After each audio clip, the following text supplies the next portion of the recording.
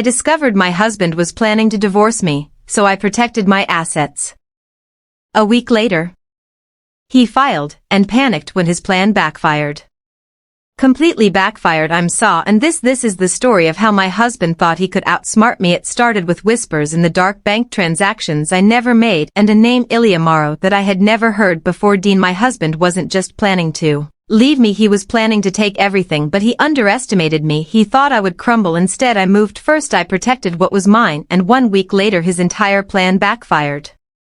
But what's worse wasn't just the betrayal, it was how long he had been planning it, how many lies he had told, and the lengths he was willing to go to destroy me. I woke up to an empty bed. The cold sheets beside me told me Dean had been gone for a while. At first I thought maybe he had gone to the bathroom or grabbed a glass of water, but as I sat up rubbing the sleep from my eyes, I caught the faint sound of his voice, low, hushed, careful. The hallway light was off, but a sliver of moonlight streamed through the window, casting shadows across the floor. My stomach twisted as I followed the sound. Just a little longer. She doesn't suspect anything yet. I stopped mid-step. My breath hitched. Dean's voice was smooth, reassuring, like he was calming someone down. My heart pounded against my ribs. Who the hell was he talking to? I stood there straining to hear more, but the words that followed were muffled. His tone dropped barely above a whisper. My fingers curled into fists. This wasn't some late night work call. Dean never whispered on work calls. Hell, he never even cared if I overheard his conversations before. My mind raced through possibilities, each one worse than the last. After a few seconds, I heard his footsteps approaching. I barely had time to dart back to the bedroom before he rounded the corner. My pulse hammered as I slid under the covers, figging sleep. A moment later, I felt the bed dip. His weight shifted beside me, but I kept my breathing steady. A few minutes passed, and then he exhaled,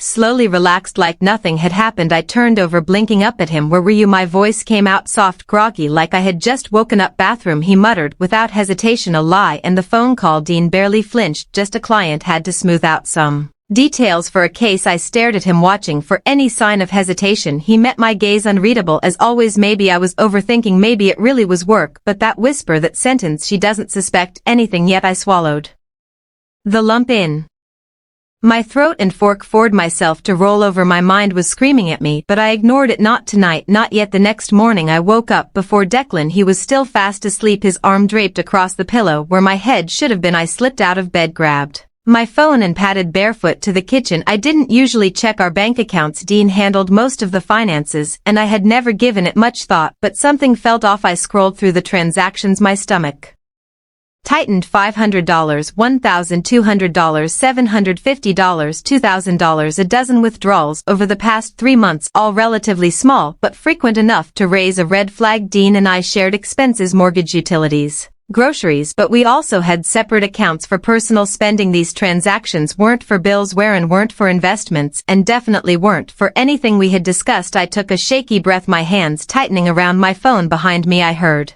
footsteps. I quickly locked my screen and turned to see Dean leaning against the doorway, rubbing his neck. Morning, he mumbled, voice thick with sleep. What's for breakfast? I set my phone down. I was about to ask you the same thing. He smirked, stepping forward to pour himself coffee. Guess it's your turn. Then I watched him take a sip, his free hand resting on the counter. I checked our bank account this morning. Dean froze for half a second, just long enough his grip tightened around the mug before he forced a chuckle. And there are a lot of small withdrawals. I crossed my arms. Things I don't recognize. He barely hesitated. Just small investments, a few business opportunities.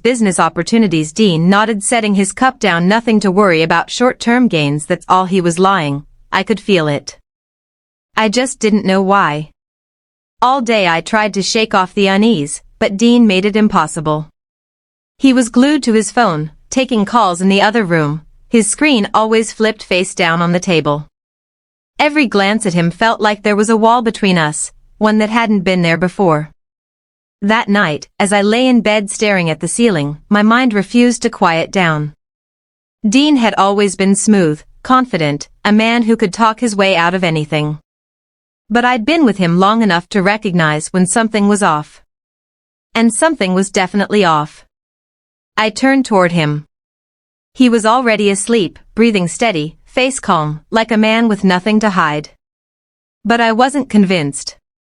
A voice inside me whispered what I'd been trying to ignore all day. Am I being paranoid? Or is something really wrong? The doubt followed me into the morning. I'd tossed and turned all night, Dean's words from the evening still echoing in my mind. casual, dismissive, yet calculated. The kind of tone someone uses when they're hiding something in plain sight.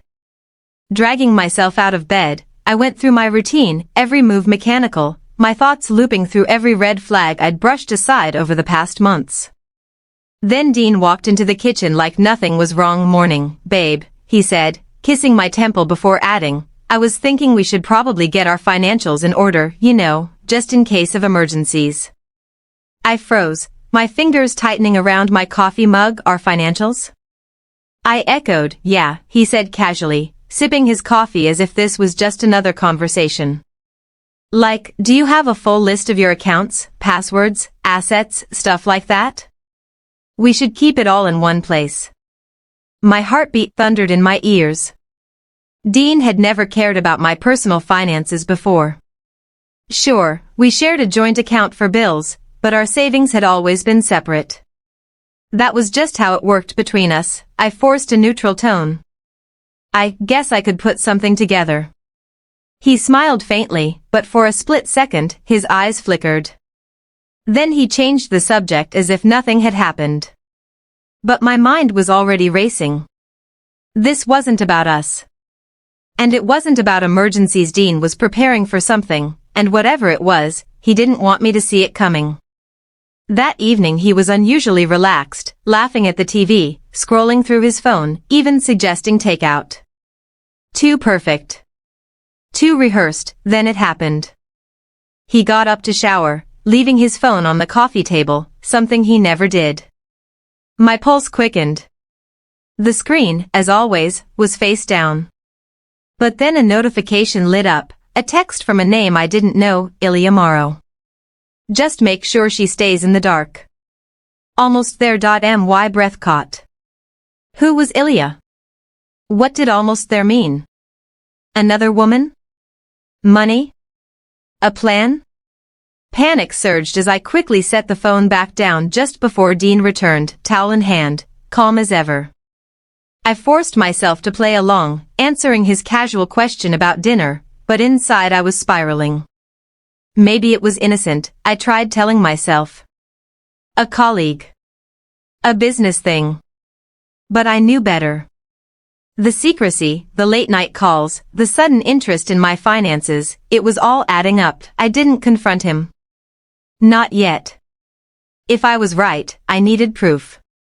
So I let him kiss me goodnight, pretending nothing was wrong, while the name Ilya Morrow echoed in my head like a warning. By morning, it still haunted me.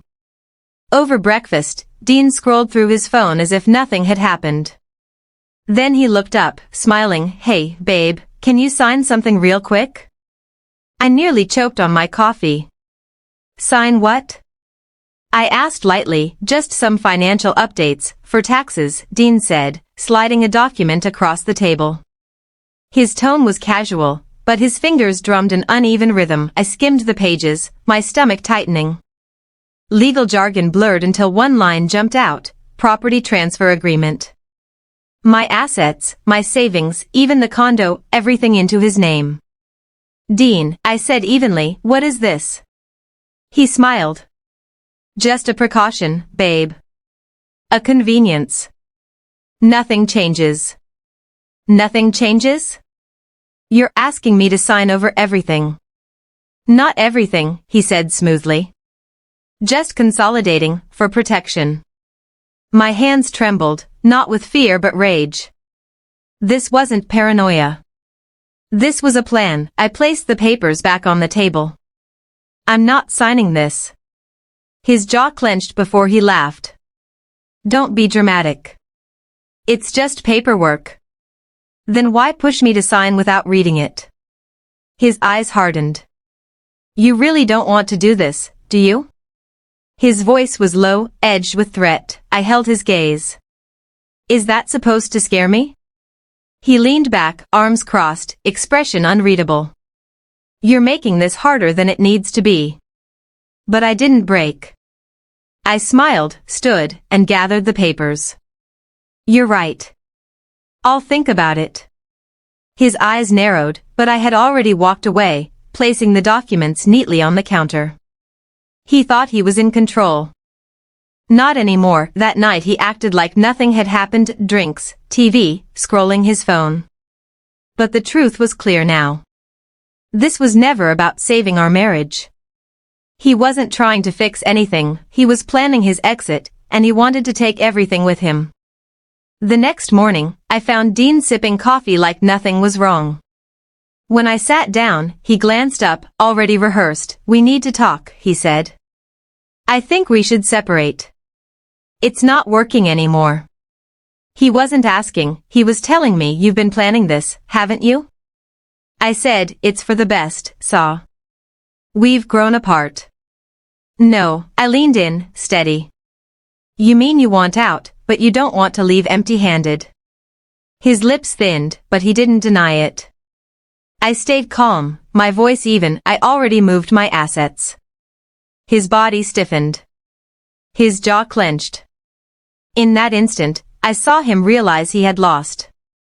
Months of scheming undone with one move. Finally, he stood, coffee in hand, his smile cold. "You're going to regret this, Saw." I wasn't sure if it was a threat or a bluff, but I was ready. The next morning, a knock shattered the silence. A man in a navy blazer handed me an envelope. "You've been served." I sat at the table, heart pounding, and opened it. Petition for dissolution of marriage. Dean wasn't just leaving.